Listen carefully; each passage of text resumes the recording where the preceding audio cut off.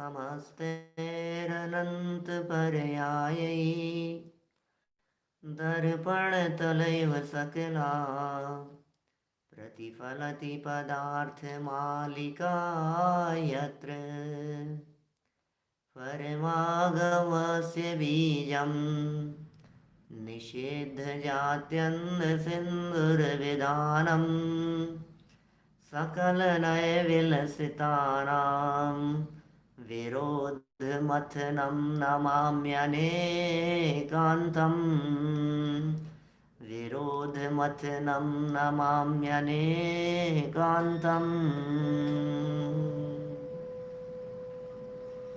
पुरुषार्थ सिद्धि उपाय नामक ये ग्रंथ है। अमृतचंद्राचार्य की सुंदर रचना। मुनि बनने की प्रेरणा दे रहे थे, श्रावकों को उपदेश दे रहे थे कि हे भव्य जीवों, यदि तुम सुख प्राप्त करना चाहते हो, यदि तुम मुक्ति प्राप्त करना चाहते हो, तो एक काम अवश्य करना चाहिए और वो काम है मुनिव्रत अंगीकार करो। और साथ साथ में यह भी कह दिया, अपनी शक्ति विचार करके मुनिव्रत अंगीकार करना। यथासंभव यथाशक्ति, जैसी आपकी सामर्थ्य हो, अपनी सामर्थ्य का विचार करके, क्योंकि शक्ति का विचार किए बिना जो कार्य किया जाता है वो निश्चित ही कष्ट प्रदान करने वाला होता है। शक्ति के बिना जो काम किया जाता है वो काम निश्चित ही अत्यंत पीड़ा उत्पन्न करने वाला होता है। बहुत बातें यहाँ कही, क्या क्या सावधानियाँ होनी चाहिए, किन किन बातों के बारे में विचार करना चाहिए। तो कहा पहले मुनिचर्या को समझ लो एक बार, मुनिराजों के जीवन को देख लो। मुनिराजों के जीवन को देखने से मुनि बनने की प्रेरणा भी मिलती है। मुनिराजों के जीवन को देखने से भावनाएं भी बनती है और डेवलप होती है वे भावनाएं, दृढ़ता भी आती है, हिम्मत भी आती है। करना क्या है हमें ये तो पता लगे, बाहर बाहर में क्या करना है वो भी पता लगे। देखिए आप यहाँ पेज नंबर है 227, गुजराती में पेज नंबर है 162, गुजराती पुस्तकों में 201 नंबर का श्लोक है। यहाँ से बात को हम बढ़ाएंगे। श्लोक नंबर 201 प्रथम ही 6 आवश्यकों का वर्णन करते हैं। 6 आवश्यक कौन कौन से हैं? इसका मतलब मुनि बनने के बाद दुनिया भर के क्या क्या काम होंगे वो तो हम क्या कहें, पहले आप ये समझ लो, ये 6 काम ऐसे हैं जो जरूरी है, कंपलसरी है। आवश्यक कंपलसरी है ये।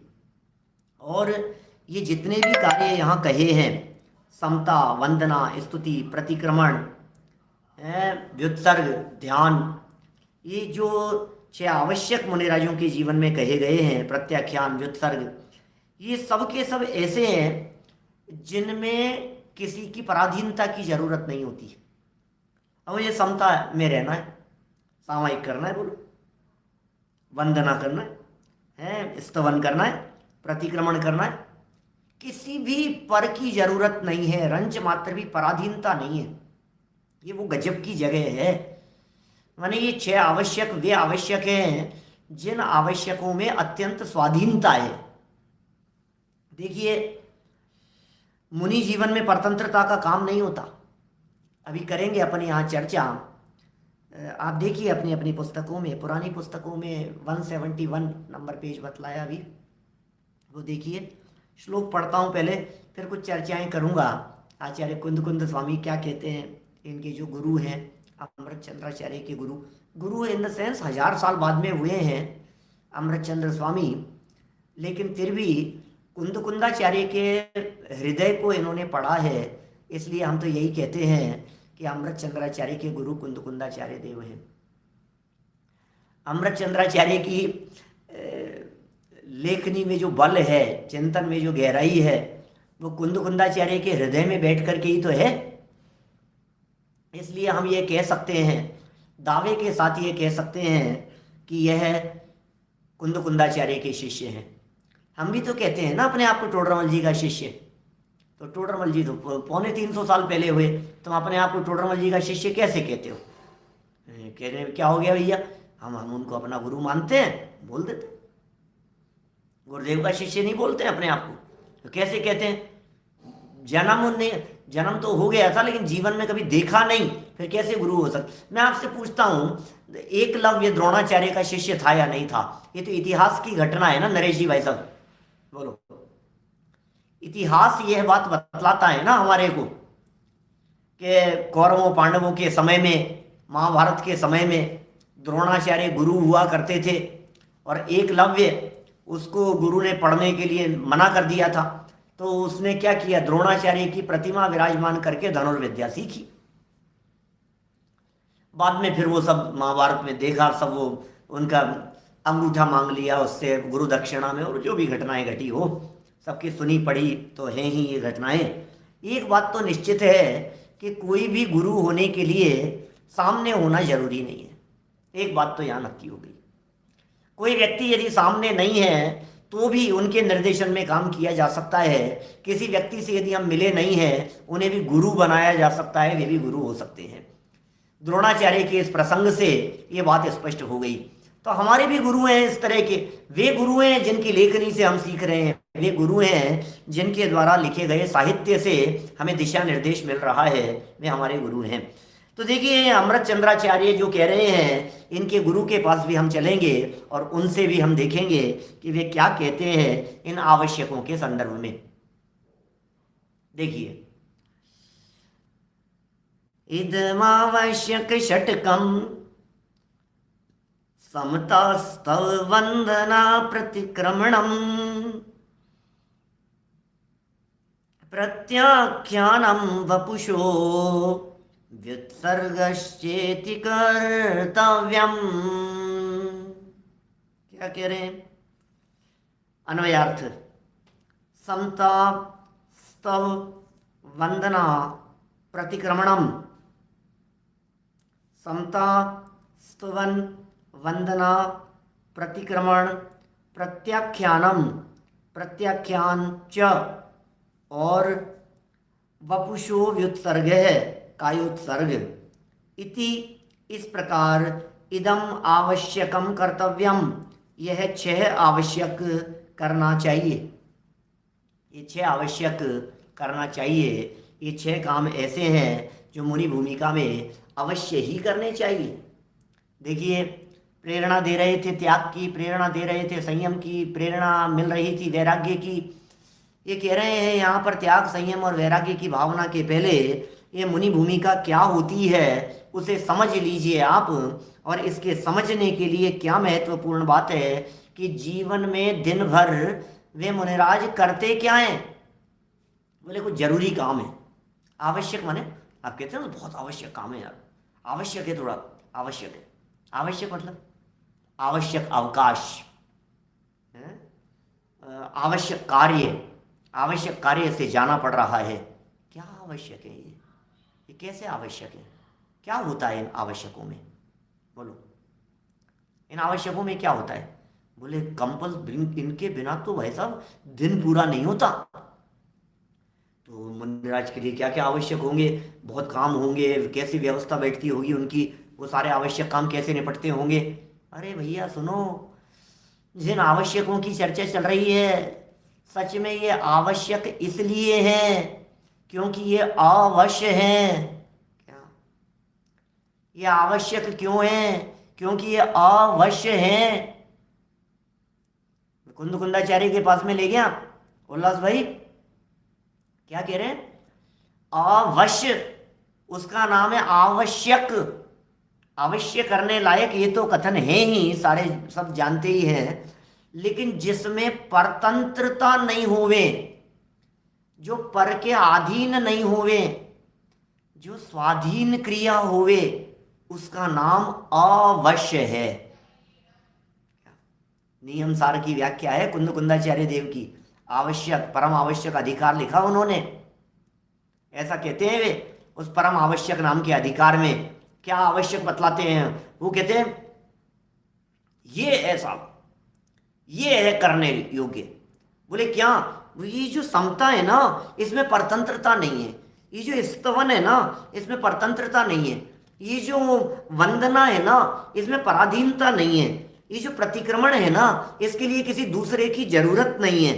ये जो प्रत्याख्यान और कायोत्सर्ग है ना, इसमें हमें बाहरी साधन नहीं चाहिए, सुविधाएं नहीं चाहिए, किसी का कुछ प्रेशर नहीं चाहिए, दबाव नहीं चाहिए, किसी व्यक्ति की जरूरत नहीं है, किसी व्यक्ति की वस्तु की जरूरत नहीं है, व्यक्ति की जरूरत नहीं है, दूसरों पर निर्भर नहीं है। सच बात तो यही है। इसलिए ये आवश्यक है। क्यों इन्हें आवश्यक कहा गया? मुनिराज की कोई भी क्रिया पराधीन नहीं होती है, वे परतंत्र नहीं है, वे बंधते नहीं है, वे जगत जंजाल में उलझते नहीं है। अरे जगत के सारे जंजाल जिनके दूर हो गए हैं, जगत जंजाल से जो मुक्त हो गए हैं, ऐसे होते हैं हमारे महामुनिराज। सारे विकल्प, सारे संकल्प, सब कुछ जिन्होंने छोड़ दिया है, बोलो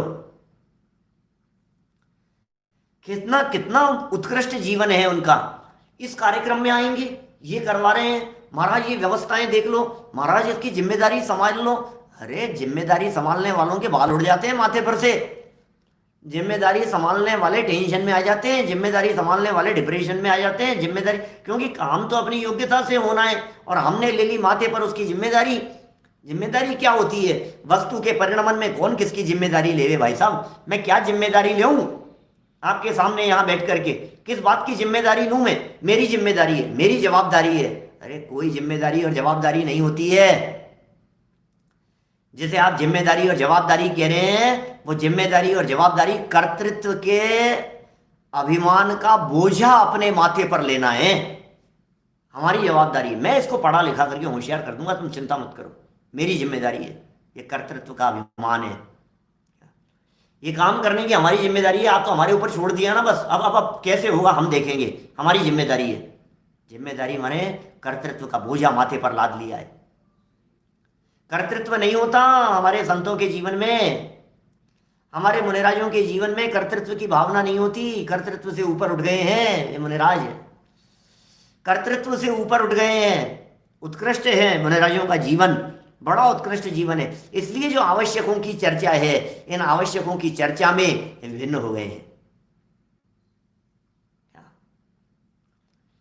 क्या कहें, ये जो ऐसा जो स्वरूप है, और क्यों नहीं हो इस तरह का स्वरूप? घर क्यों छोड़ा था बताइए? 4 बच्चों की जिम्मेदारी, 2 बच्चों की जिम्मेदारी, पत्नी, परिवार, माँ बाप की जिम्मेदारी, जवाबदारी, वो तो जंजाल लगती थी। और यहां आकर के हम आप लोगों की सबकी जिम्मेदारी ले लेवे, ये कैसे होगा? निर्भर होने का मार्ग है, भार माथे पर लादने का मार्ग नहीं है। ये जिनवाणी का मार्ग ये कहता है निर्भर हो जाओ, वजन उतार दो अपने माथे पर से। जिनके माथे भार वे डूबे मझधार में, हम तो उतरे पार, झोंक भार को भाड़ में। जाने दो, किस किस बात का अभिमान करें, काय का कर्तृत्व का अभिमान करें? बोलो, हमें इस बात का अभिमान है, हमें इस बात का अभिमान है, हम ऐसा कर देंगे, हम वैसा कर देंगे, हम ये बदल देंगे, हम वो कर लेंगे। कौन से धोखे में हो आप? क्या बदल दोगे और क्या कर लोगे और किस में फेर फार कर दोगे आप? हम सब कर लेंगे साहब, हीराचंद जी साहब, मैं सब संभाल लूंगा, चिंता मत करो। कौन संभाले? थोड़ी सी व्यवस्थाएं संभालने के अंदर तो दिमाग इधर से उधर हो जाता है। मजाक के काम नहीं है।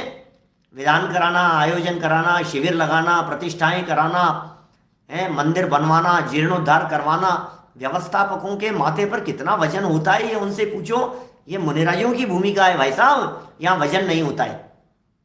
देख रेख, हिसाब किताब, कितना माल आया, कितना लग गया, कितनी रोड़ी लग रही है, कितनी बजरी लग रही है, कितनी सीमेंट लग रही है, कितनी ईंटें लग रही है, कितने ट्रक आ रहे हैं, कितना कंस्ट्रक्शन हो रहा है, कितनी लेबर लग रही है, क्या करें, 100 कमरे बनेंगे कि 200 नक्शे पास हो रहे हैं, इंजीनियर आ रहे हैं, देख रहे हैं, कर रहे हैं। काम आता बचे के काम है, निर्भर होने का मार्ग है। प्रदीप जी, भाई साहब, पाटनी जी, बोलो, ये निर्भर होने का मार्ग नहीं है क्या? वजन नहीं उतर जाना चाहिए अपने माथे पर से? कहां जाएंगे इस वजन को लेकर के? थोड़ी सी जिम्मे। अमित भाई सूरत से, बोलो अमित जी, बढ़ जाते हैं। क्या स्थिति है? कितना कितना वजन रहता है हमारे माथे, कर्तृत्व पुष्ट होता रहता है, और तो कुछ है नहीं, इसके अलावा तो कुछ मिलने वाला है नहीं इससे। तो जिन बातों को आवश्यकों के अंदर डाला गया, जिन बातों को कंपलसरी बनाया गया, मुनिराजों के आवश्यक लिखे गए। देखो एक बात और बतला दूं मैं, शास्त्रों में लिखे हैं इसलिए आवश्यक नहीं है। मुनिराजों की अंतरंग शुद्ध परिणति में, मुनिराजों के अंतरंग में 3 कषाय चौकड़ी के अभाव में, उस वीतराग परिणति में अंदर में आने वाली विशुद्धता, आंतरिक निर्मलता, अंदर की पवित्रता, उस निर्मलता और पवित्रता के दम पर जो सहज जीवन होता है, जो सहज मुनिराजों की लाइफ स्टाइल होती है, बस उसे शास्त्रों में लिख दिया गया है। शास्त्रों के अनुसार मुनिराजों का आचरण नहीं होता, मुनिराजों के आचरण को देख करके शास्त्र लिखे गए हैं। नहीं नहीं साहब, शास्त्रानुसार आचरण, शास्त्रानुसार आचरण, क्या कहें, बोलचाल की भाषा है इस तरह की, तो समझने समझाने के लिए इस तरह के शब्द दे दिए जाते हैं, बोलने के लिए इस तरह के शब्द बोल दिए जाते हैं, कह दिया जाता है बोलचाल की व्यवहार की भाषा में, यही कहा जाता है, कहते शास्त्रों के अनुसार होना चाहिए ऐसा, आगम अनुसार देखो हमारी चर्या, आगम अनुसार, आगम अनुसार, आगम अनुसार, क्या बात की, आगम नहीं थे तब किसके अनुसार चर्या का पालन करते थे, ये बतलाइए। कुंदकुंदाचार्य देव ने कौन से आगम को देख करके, कुंदकुंदाचार्य देव ने कौन से आगम को देख करके अपनी चर्या का पालन किया होगा? श्रमिक कैसे कहें वे तो सिर के ताज, ये दादा की पंक्तियां हैं, छोटे दादा की, बड़ी गजब की। श्रमण, श्रमण नाम है मुनिराज को, क्या कहते हैं, क्या नाम है मुनिराज का? श्रमण, श्रमण, श्रमण संस्कृति कहलाती है ना अपनी संस्कृति, ये श्रमण है।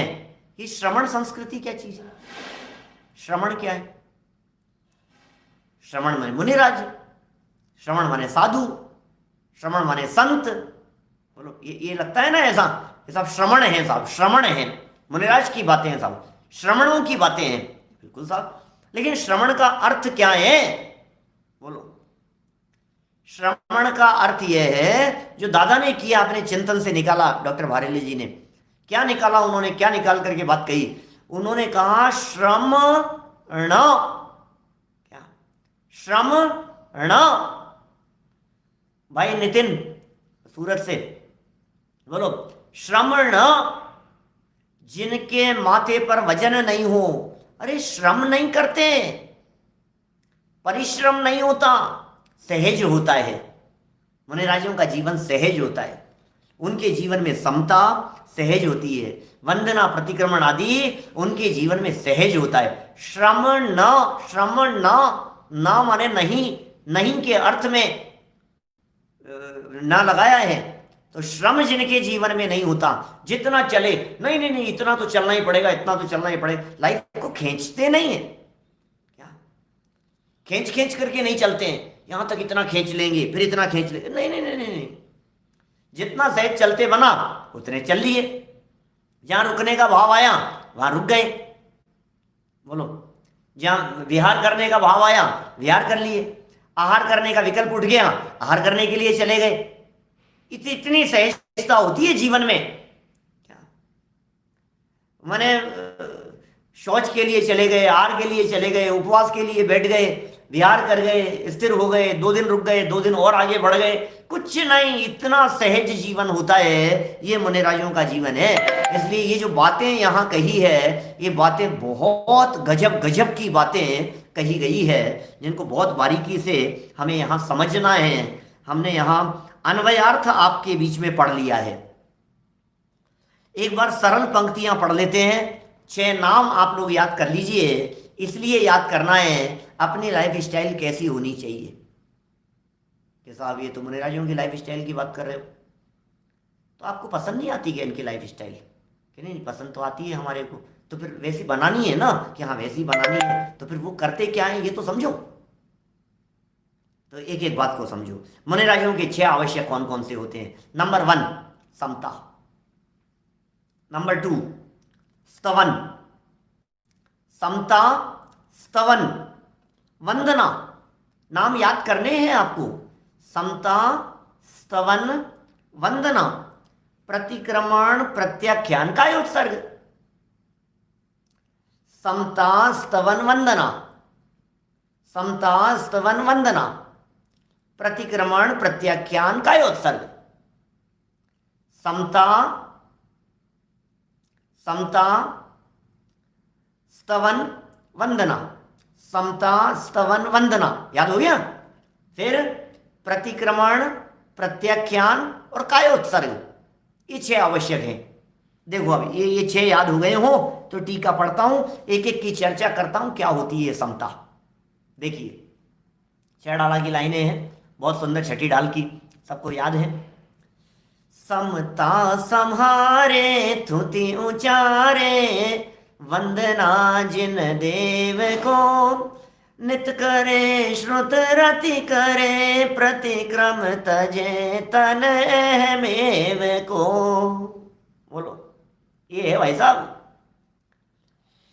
क्या कह रहे हैं। मैं वो 6 डाला की पंक्तियां अभी नहीं ला रहा हूं बीच में, यहां देखो क्या कह रहे हैं। समता स्तव वंदना प्रतिक्रमणम प्रत्याख्यानम वपुषो व्युत्सर्ग इति इदम आवश्यक षटकम। टीका पहला पॉइंट है, टीका का पहला पॉइंट समता। टीका का पहला पॉइंट है समता। राग द्वेष रहित साम्य भाव रखना, राग द्वेष रहित साम्य भाव रखना, समस्त जीवों पर समता भाव रखना। क्या होता है समता? समता किसे कहते हैं जानते हो क्या आप? समता बहुतों का तो नाम होता है समता, ये तो बहुत गजब के शब्द हैं। समता माने साम्य भाव। ओहो, न काहू से मित्रता, न काहू से द्वेष, सहजता सरलता जहां होती है, समस्त जीवों पर समता भाव रखना। कि साहब हमें क्यों समझा रहे हो? हम आपको इसलिए समझा रहे हैं कि आपको कहां समझा रहे हैं, हम भी तो समझ रहे हैं, आपको भी बता रहे हैं और हम स्वयं भी समझ रहे हैं कि क्या समझ रहे हैं। 2 कान से इस बात को समझ रहे हैं, समता रखो। समता और सहजता एक ही बात है। समता रखो, समता, सहज रहो, बी कूल। चलता रहता है ना आजकल, थोड़ा कूल डाउन, कूल डाउन। ये क्या चीज है? ये कूल डाउन क्या चीज है? कूल होना चाहिए, कूल। जब आजकल के सब बच्चे लोग इधर उधर सब साथी बोलते थोड़ा सा कूल कूल, क्या क्या है ये कूल? ठंड रखो, थोड़ा ठंड रखो, थोड़ा धैर्य रखो। नहीं नहीं कोई कोई बात नहीं, तेजी में मत आओ, इतना एग्रेसिव मत हो। ये क्या हुआ? ये क्या चीज है? ये तो कह रहे हैं यहां पर, और क्या चीज है? Just chill. वो लोग क्या क्या कहते हैं? ये जो बात है जो आजकल के बच्चों में जो दिखती है, सहज रहो शांत रहो, बड़े पंडित जी साहब की पंक्तियां हैं, ये कह रहे हैं किसमें सहज रहें और किसमें शांत रहें? बोले लाभ अलाभ, लाभ में और अलाभ में, सुख दुख, सुख में और दुख में, जीवन मरण, जीवन में और मरण में, हर्ष विषाद, हर्ष में और विषाद में, न करके समभाव रखना अथवा सामायिक करना। बोलो all is well, all is well. Aamir Khan याद आ जाता है? कहाँ था? 3 इडियट्स में। बोलो ऑल इज वेल। मैं कहता हूँ हमारे विद्यार्थियों अच्छी उसकी जो 3 इडियट्स जो है बड़ा शिक्षाप्रद है, उसकी जो फिल्म है वो सब अच्छा है, सब अच्छा है। लेकिन सुनो एक बात ध्यान रखना, इस अच्छे अच्छेपन के चक्कर में कहीं ऐसा नहीं हो जिग्नेश भाई कि यार तुम क्या कर रहे हो यार, ये ग्रहित मिथ्यात्व है, ये पाप है, ऐसा नहीं करते। अरे कोई बात नहीं, आपने तो ठंड रखो, कोई बात नहीं, जो हो रहा है होने दो, होने दो, कर लेने दो यार, क्या फर्क पड़ता है? अपने क्या फर्क पड़ता है? हाथ जोड़ लेने दो, अपने क्या फर्क पड़ता है? माथा टिका लेने दो, अपने क्या फर्क पड़ता है? सब सब सहज रहो, सहज रहो। अरे इसका नाम सहजता नहीं है। सुनो तो सही भैया, ये इसका नाम सहजता नहीं है। सहजता की भी मट्टी पलीत मत करो आप। सहजता को समझो जरा, सहजता क्या चीज है? सहजता का मतलब ये है कि जो जैसा है उसे वैसा स्वीकार करो, इसका नाम है सहजता। सहजता का मतलब ये नहीं है कि जैसे जिस चीज को तू भी सही और मैं भी सही, इसका नाम सहजता नहीं है। अब पंडित जी ठीक है ना, अब ये तो चलता है, अब आप भी ज्यादा ही बात करते हो, थोड़ा सा सब सहज तो रहना चाहिए। आप ही तो सहज नहीं रहते हो, बातें तो सहजता की करते हो। अरे भैया इसी का नाम सहजता है। दृढ़ श्रद्धान को भी सहजता कहते हैं। विचलित नहीं होंगे चाहे कितनी परिस्थितियां प्रतिकूल क्यों नहीं आ जाए, इसका नाम भी सहजता है। अंदर की दृढ़ता का नाम भी सहजता है। अंदर की पावर और बल है ना अंदर का, उसका नाम भी सहजता है। ये बातें कैसी कैसी सहजता की बातें हैं। सहजता का अर्थ ऐसे हवा में, चाहे जिस बात को आपने सहज समझ लिया, नहीं नहीं साहब ये तो बहुत सहज है भाई साहब, आप इनको आलू खिलाओ तो आलू खा लेते हैं, नॉनवेज भी आ गया था एक बार इनकी थाली में, क्या बहुत सहज है ये तो। इन्होंने बहुत प्रेम से उन्होंने, इनको किसी किसी व्यक्ति ने अनजान जगह पर भोजन खिलाते समय आलू मटर की सब्जी परोस दी, इन्होंने कहा आलू नहीं खाते, इतने सहज हैं, आलू आलू निकाल दिया, मटर मटर खा लिया। अरे मूर्ख चंद, इसे इसे सहजता थोड़ी ना कहते हैं, इसका नाम थोड़ी ना सहजता है। जैसे जिस चीज के अंदर सहज रहने का अर्थ परिणामों को संभालना है, सहज रहने का अर्थ परिस्थितियों में गलत चीज का संबोधन नहीं है, गलत चीज का समर्थन नहीं है, मिथ्यात्व का पोषण नहीं है, ग्रहित मिथ्यात्व का पोषण नहीं है, अनीति अन्याय आदि कुचेष्टाओं के अंदर प्रवर्तन नहीं है। अंदर में इतनी दृढ़ता रख करके जब वस्तु स्वरूप के विचार पूर्वक चिंतन मनन चलता है और परिणामों में वस्तु स्वरूप के अवलंबन पूर्वक जब शांति होती है, तब कहते हैं ये समता भाव है, तब कहते हैं ये सामायिक है, ये सच्ची सामायिक है, ये ऐसे होती है। आज तो सामायिक के नाम पर भी जाने क्या क्या चल रहा है, समता भाव के नाम पर भी जाने क्या क्या चल रहा है। हर चीज में भाई अर्थ तो समझना पड़ेगा, बात तो समझनी पड़ेगी ना आखिर हमारे को। तो साहब आप समझा दो, कि समझा तो दी, हम क्या समझाएंगे। पंडित दीपचंद जी साहब समझा रहे हैं, यहाँ पर दौलत राम जी समझा रहे हैं। दौलत राम जी कासलीवाल साहब हमारे को यहाँ कितना स्पष्ट शब्दों में ये बात समझा रहे हैं। क्या समझा रहे हैं कि सुनो भैया, लाभ अलाभ में समता रखो, ये है समता की जगह है। लाभ हो गया तो समता रखो, कोई बात नहीं, धैर्य रखो, पैसा है, आनी जानी चीज है, आया चला में क्या है, तुम्हारे कमाने से कमाया नहीं जाता है, खर्च करने से खर्च होता नहीं है, निकालने से निकलता नहीं है, बोलो रोकने से रुकता नहीं है। तो समझ लो आप इस चीज को। अच्छा नुकसान प्रॉफिट हो गया बहुत ज्यादा, 2-5 लाख 25 लाख कमा लिया हमने एकदम एक झटके से। अरे एक सौदा हुआ और सीधे 25 लाख, एक सौदा हुआ और 70 लाख मिल गए, एक ऐसा हुआ और इतने पैसे कमा लिए हमने, ऐसा हो गया। समता रखो, समता का दम है इसमें। मिट्टी मिट्टी मिट्टी इकट्ठी की है, धूल इकट्ठी कर रहा है क्या।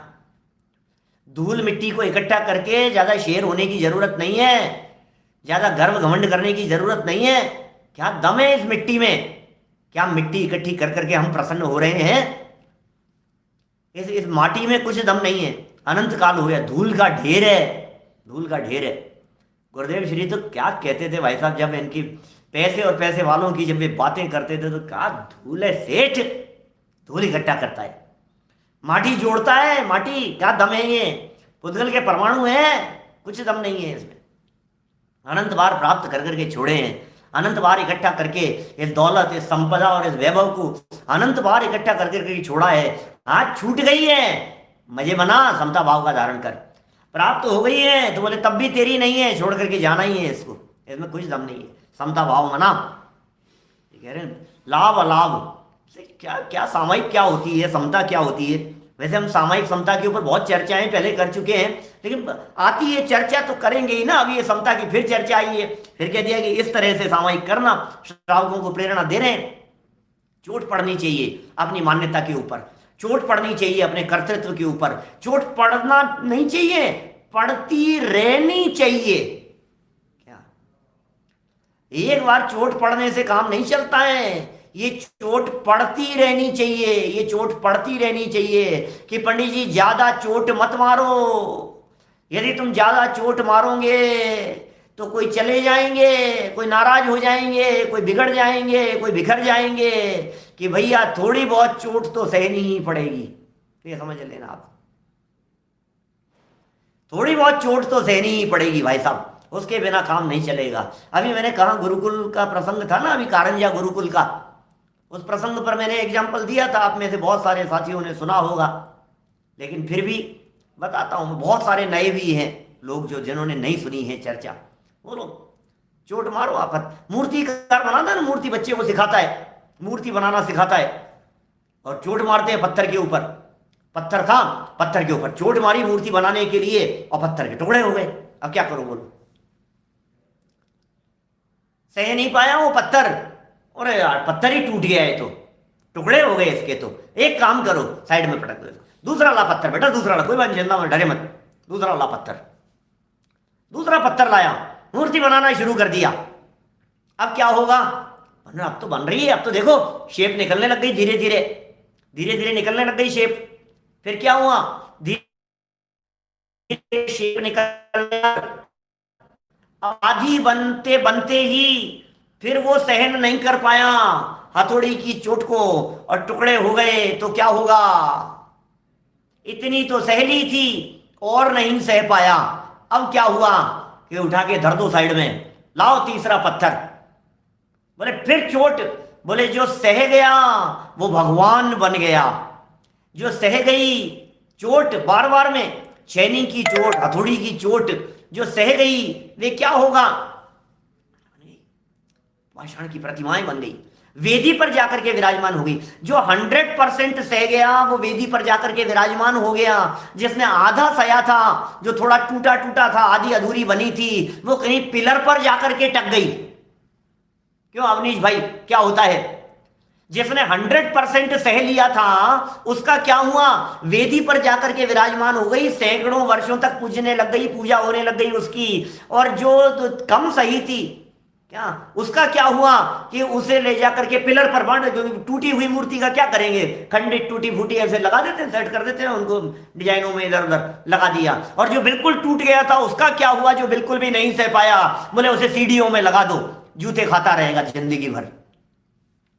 हर आने जाने वाला उसके ऊपर माथे पर पैर रख करके ऊपर चलेगा। जो बिल्कुल नहीं सह पाया, सहना तो पड़ेगा, थोड़ा सा चोट पड़ती है ना माथे पर, अपनी मान्यता के ऊपर, अपने कर्तृत्व के ऊपर, अपने अभिमान के ऊपर, अपनी मिथ्या कल्पना के ऊपर, जड़ पदार्थों में सुख मानने की जो खोटी वृत्ति अनादिकाल से बैठी है दिलो दिमाग में, रोजाना ऐसे प्रहार पड़ने चाहिए, ऐसे हथौड़ी की चोट की तरह रोज पड़ने चाहिए, बार बार में पड़ने चाहिए चोट। रस्सी आवत जात ते सिल पर पड़े निशान, रोज रोज रोज एक एक बूंद यदि नल यदि टपक रहा है भाई साहब, नीचे छेद हो जाएगा। और आप यदि ये सोचो यार ये एक एक बूंद क्या डालता है, एक साथ 200 लीटर पानी की टंकी बहा दी हमने, कुछ हासिल होने वाला नहीं है, कुछ हासिल होने वाला नहीं है। बोलो, रोज ये नियमितता का काम है, ये रेगुलरिटी का काम है भाई साहब। ऐसा नहीं होता है आज कर लिया और कल कर लिया। हाँ पंडित जी आपका प्रवचन सुना था हमने, एक बार सुना था, हाँ 3 दिन सुना, 5 दिन सुना, फिर सुन लिया, फिर नहीं सुना, फिर ये हो गया। हाँ पंडित जी ऐसा थोड़ा थोड़ा तो चलता है। हाँ कभी कभी सुन लेते हैं, समय मिल जाता है, तो ये कभी कभी वालों का काम नहीं है। तो रेगुलरिटी चाहिए इसके लिए। तो 2 टाइम भोजन यदि चाहिए तो 2 टाइम व्याख्यान भी चाहिए, 2 टाइम का स्वाध्याय भी चाहिए, 2 टाइम की सामायिक भी चाहिए। नाश्ता मिलाकर के 3 टाइम यदि खुराक शरीर को देते हो तो 3 टाइम आत्मा को भी खुराक देनी पड़ेगी। क्या बातें कह रहे हैं, सुख दुख में लाभ अलाभ के अंदर समता रखो भैया, लाभ में अलाभ में, सुख दुख में। परिस्थिति बन गई साहब, एकदम परिस्थिति ऐसी बन गई, जय जयकार होने लग गई भाई साहब, सुख की परिस्थितियां बन गई, घर में खुशियां आई है। कोई बात नहीं, आई होगी, सहज रहो। हाँ ठीक है, ज्यादा उछलने की जरूरत नहीं है। सुख दुख दोनों ही स्थितियां, ज्यादा उस दुख, देखो दुख में भी समता रखनी है हमारे को। एक्सीडेंट हो गया, परेशानियों के पहाड़ किसके ऊपर नहीं टूटते भाई साहब। एक आध व्यक्ति तो दिखाओ मुझे, दुनिया में दिखा दो, दुनिया में नहीं दिखाते हो तो शास्त्रों में दिखा दो। बोलो संजय जी विदिशा से, बतलाइए भाई साहब, आपसे पूछता हूं, प्रथमानु योग का कोई कैरेक्टर दिखा दो जिसके जीवन में कोई परेशानियां नहीं आई हो। प्रथमानु योग भरा पड़ा है, आस पड़ोस वाले सारे दुनिया भर में, अपने परिवार परिचित सब। अपनी खुद की लाइफ देख लो ना, जन्म से लेकर के आज तक कितने उतार चढ़ाव नहीं आते हैं। कभी किसी ने कह दिया, कभी किसी ने गालियां दे दी, कभी किसी ने बुरा भला कह दिया, डिप्रेशन में आ गया, टेंशन में आ गया, यार मैंने तो सही किया था यार, ये जबरदस्ती मेरे ऊपर झूठा इल्जाम लगा दिया, कहीं किसी ने कुछ कह दिया, कहीं कुछ। दुनिया चलती रहती है, ऐसे ही है ये सब बातें। या संसार में जीव सुखिया कोई नजर नहीं आता। आप क्या सोचते हो, भरत बाहुबली के दिमाग में टेंशन कम थी क्या? आप क्या सोच रहे हो? कौरवों पांडवों के दिमाग में टेंशन कम थी क्या? आप क्या सोच रहे हो? रामचंद्र जी के जीवन में संकट कम आए थे क्या? आप क्या सोच क्या रहे हैं? श्री कृष्ण जी को उठा करके देख लो, कंस को उठा करके देख लो, रावण के जीवन में देख लो, दुनिया में कोई तो बतलाओ मेरे को परमाणु का ऐसा व्यक्तित्व। सेठ सुदर्शन के जीवन में देख लो, सती अंजना के जीवन में, मनोरमा के जीवन में, पवनंजय के जीवन में, न कहां से लाइन लगा करके एक के बाद एक के बाद एक नाम बोलो तो सही जरा। एक के एक ऐसे लाइन लगा करके हमें ऐसे नजर आते हैं, यार ये क्या है? ये सुकुमाल के ऊपर, सुदर्शन के ऊपर, इनके ऊपर, पांडवों के ऊपर, सर तो सबके ऊपर संकट ही संकट है यार। ये गजब हो गई भाई साहब, ये क्या बातें करते हैं यार। हाँ जी, सबके ऊपर आए हैं। बोलो, तुम्हें आना है क्या शास्त्रों में? परमाणु युग के पुराण पुरुष बनना है क्या तुम्हारे को? आ जाओ, झेलने के लिए तैयार रहो। थोड़ा सा संकट आती घबरा जाता है, थोड़ा सा संकट आती, परेशानियां आती, ऐसे ऐसे विचलित होने लग जाता है। नहीं होना विचलित, इसका नाम है समता भाव। ये कह रहे, ये देखो ऐसी असली जो समता भाव होती है, ये समता तो होती है मुनिराजों के जीवन में। देखना सब बात क्या कह रहा हूं, चर्चा चल रही है मुनि भूमिका की। ऐसी असली समता, उत्कृष्ट स्तर पर समता होती है मुनिराजों के जीवन में। लेकिन लेकिन अब ऐसी जो उत्कृष्ट समता मुनिराजों के जीवन में होती है, तो फिर ये कह रहे हैं भैया तू प्रैक्टिस के लेवल पर अपनी दुकानदारी में, अपने बिजनेस में, अपने सास बहू के विवाद में, देवरानी जेठानी के विवाद में, बाप बेटे के विवाद में, भाई भाई के झगड़े में, पड़ोसियों के साथ में तू मैं करने में, तू काय को अपने मनुष्य जीवन के दुर्लभ क्षणों को बर्बाद कर रहा है? समता रखना। प्रैक्टिस नहीं करेगा यदि तू समता भाव की, अभी तो कैसे बनेगा मुनि? ये तो बता, कैसे बनेगा? ये समता अभी रखनी पड़ेगी हमारे को, ये समता भाव अभी विचार करना पड़ेगा हमारे को। ये साम्य भाव की प्रैक्टिस अभी नहीं होगी तो फिर क्या होगा?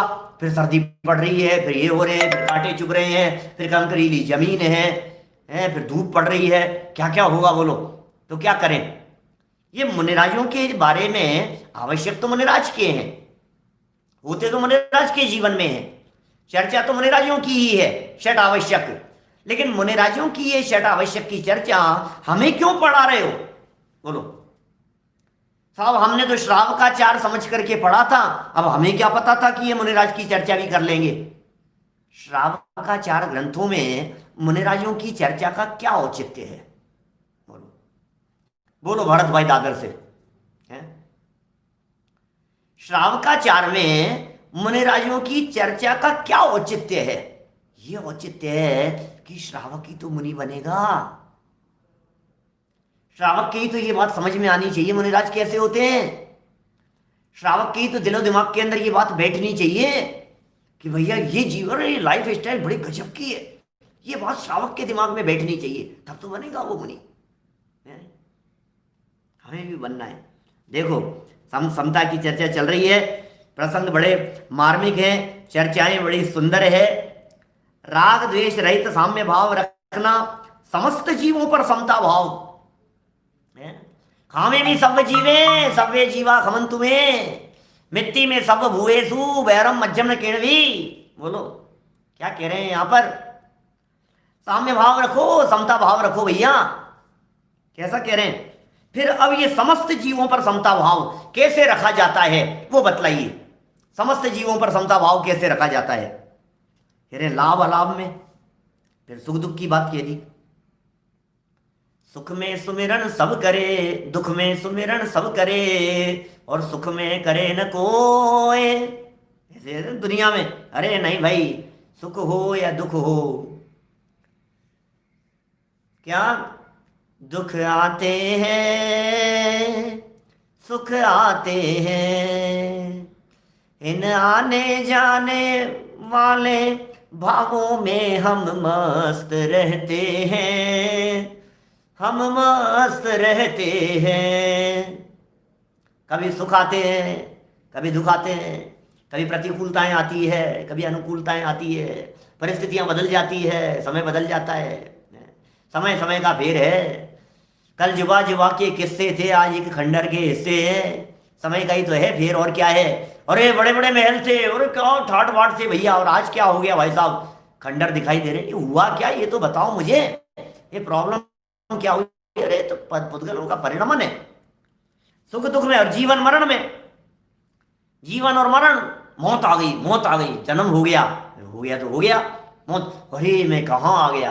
देवगति के अंदर जब जन्म होता है तो कैसा होता है, उपाध्यैया के ऊपर जन्म होता है, जन्म हो गया और चारों तरफ आकर के देव देवियां आकर के खड़े हो गए ऐसे बगल में आकर के, हो आइए आइए स्वागत है आपका, धन्य है आप, ऐसा स्वागत कर रहे हैं। देव देवियां आकर के वहां पर स्वागत कर रहे हैं, उपाध्यैया से जन्म हुआ है उसका, उसे तैयार कर रहे हैं, उसे परिचय करा रहे हैं, वो कितना धन्य महसूस कर, मेरा जन्म हो गया देवगति के अंदर। जन्म देवगति के अंदर कहते चैन आवर्तन धरे 2 मिनट के अंदर पलट करके नीचे आ जाएगा।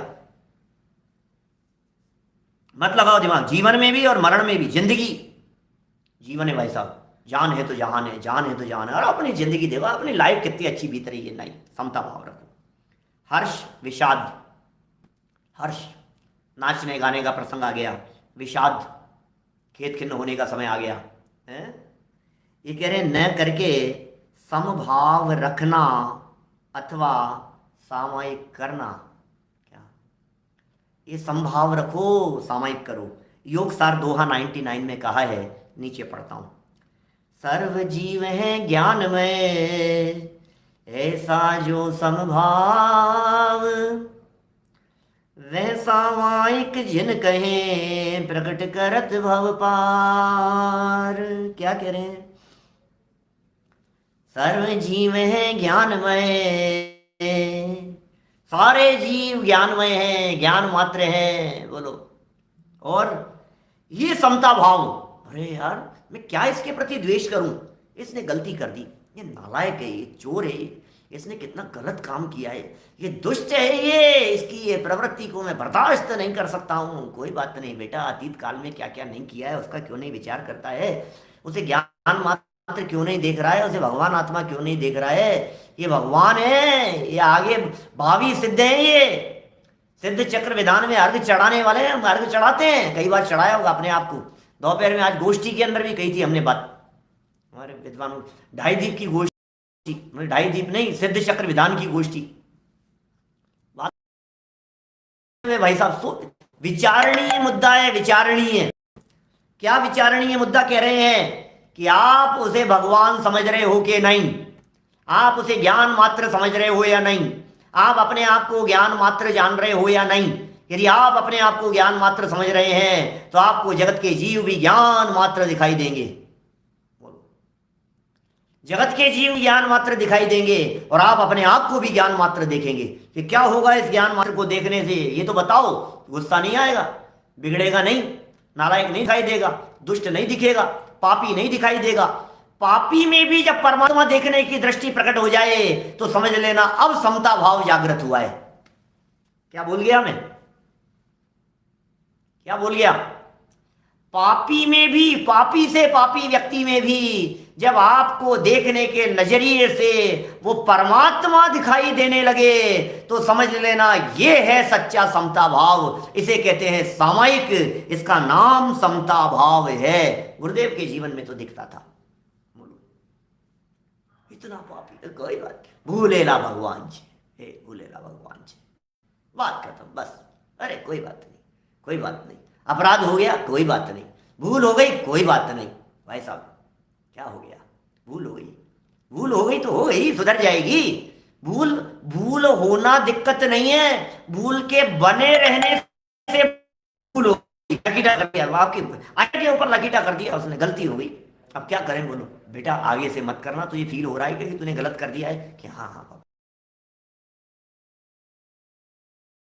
अब सोचना, गिरने पर बच्चा एकदम सहम गया, आपने डांटना किया। एक तो व्यक्ति ऐसा और दूसरा व्यक्ति समझदार ऐसा, वे कहे कोई बात नहीं बेटा, आईपैड गिर गया, तेरे तो नहीं ली। अब सोचो आप उस बच्चे पर क्या बीतेगी। वो जीवन इंसिडेंट को भूल नहीं सकता। मेरे हाथ से इनका टूटा और इन्होंने मेरे से ये कहा कि बेटा तेरे लग तो नहीं गई। क्या का मतलब, आपने बच्चे को कुछ अपने जीवन से, अपनी लाइफ स्टाइल से कुछ शिक्षा दे दी है उसे, ये कुछ अद्भुत काम हो गया है। वो बच्चा समझता है उस चीज को, गलती तो वो भी नहीं करेगा, दोबारा करना तो वो भी नहीं चाहता था, अगली बार वो भी संभल करके चलेगा, सावधान रहेगा। लेकिन ये जो आपके द्वारा कहे गए वाक्य की जो छाप पड़ी है उसके जीवन में, वो जीवन में उसको निश्चित तौर पर बहुत बड़ा बल प्रदान करेगी। ऐसा समता भाव रखो। भगवान देखो या भगवान देखो, ये भगवान से कम नहीं देखना किसी को, परमात्मा से कम नहीं देखना, ज्ञान मात्र है। मैंने वाक्य क्या बोला था अभी बीच में, पापी से पापी व्यक्ति में भी जब आपको परमात्मापन दिखने लगे तो समझ लेना कि ये समता भाव आ गया है। आपको अपने नौकरानी में, आपको घर में काम करने वालों में, आपको सर्वेंट जो पोंछा लगाने वाले हैं, झाड़ू लगाने वाले हैं, सफाई कर्मचारी हैं, जो हीन लोग हैं, उनको देख करके भी आपके हृदय में जब करुणा भाव आता है, जब समता भाव आता है, जब आपको लगता है ये भी भगवान बन सकता है, आपका ड्राइवर भगवान बन सकता है, आपका काम करने वाला व्यक्ति परमात्मा बन सकता है, जब आपकी फीलिंग में ये बात आती है तो समझ लेना ये कोई पात्रता की निशानी है, ये भगवान बनने की पात्रता है। हमारे में भगवान बनने की पात्रता है, तब जाकर हमारे हृदय में आ रही है। ये ऐसा चिंतन नहीं आता है, ये सोच नहीं बनती है, ये सोच बदलनी पड़ेगी हमारे को, अपने आप की सोच बदल। जब चींटी में आपको भगवान दिखने लगे, जब मक्खी मच्छर के अंदर आपको भगवान दिखने लगे, जब छिपकली से भगाते हो तब आपको लगे कि मैंने एक भगवान को अपने बेडरूम से निकाल दिया, तब समझना कि भाई साहब ये बात है कुछ। बोलो, लगे ऐसा आपको, एक छिपकली को जब आप पीछे पड़ करके जब आप निकाल रहे हो उसे, और आपको लगे कि यार ये भगवान थे, ये मेरे से पहले भगवान बन सकते हैं, मैं सिद्ध चक्र विधान में त्रिकालवर्ती सिद्धों के रूप में मैं इसको भी अर्घ चढ़ा करके आया हूं, क्योंकि ये भी भविष्य में सिद्धालय में जाकर के विराजमान होने वाली है। तो समझना अच्छे दिन आ गए हैं, तो समझना सोच बदल गई है। बदल तो रही है, अपन तो समझ, आप लोगों के लिए थोड़ी ना कह रहा हूं, आप लोग तो सब अच्छी सोच वाले हैं, आप लोगों का सब बहुत अच्छा है, आप तो सब भगवान बनने वाले हैं अल्पकाल में। मैं तो उनके लिए कह रहा हूं जो समझते नहीं है। बोलो, वो सामायिक जिन कहें ऐसे भाव का नाम, ऐसे भाव का नाम जिनेन्द्र देव ने सामायिक कहा है, वह सामायिक जिन कहें प्रकट करत भव पार। वो प्रकट ही कर देती है, क्या कर देती है, भव पार, वो भव से हमें पार लगा देती है। ऐसी सामायिक, ऐसा समता भाव मुनिराजों के जीवन में तो होता ही है, हमारे जीवन में भी एज ए प्रैक्टिस चलता रहे, इस मंगल भावना से मैं बात को विराम देता हूं। आप अपने साथियों को जरूर बतलाएं, कार्यक्रम के संदर्भ में, आयोजन के संदर्भ में जो बात अच्छी लगती है उसे जरूर आप औरों को प्रेरित करें। सच में हमारी तो भावना ये है, जीवन बदलना चाहिए, शक्ल बदलनी चाहिए, समाज बदलना चाहिए, देश और संस्कृति सब कुछ बदलनी चाहिए, और सब बदलेगी। एक समय ऐसा आएगा, मेरा अकेले का काम नहीं है, सब मिलकर के यदि हम उत्साह से लगेंगे तो जरूर एक एक व्यक्ति को हम अपने परिवार से शुरू, हम अपने मामा जी से शुरू करें, हम अपने बुआ जी से शुरू करें, हमको बताएं, हम उनको सुनाएं, हम भैया ये तत्व ज्ञान अमृत है, ये अमृत की चीज है भाई साहब, एक बार पी के देखो, मजा आएगा, आनंद आएगा। तो बार है वंदना शत बार है।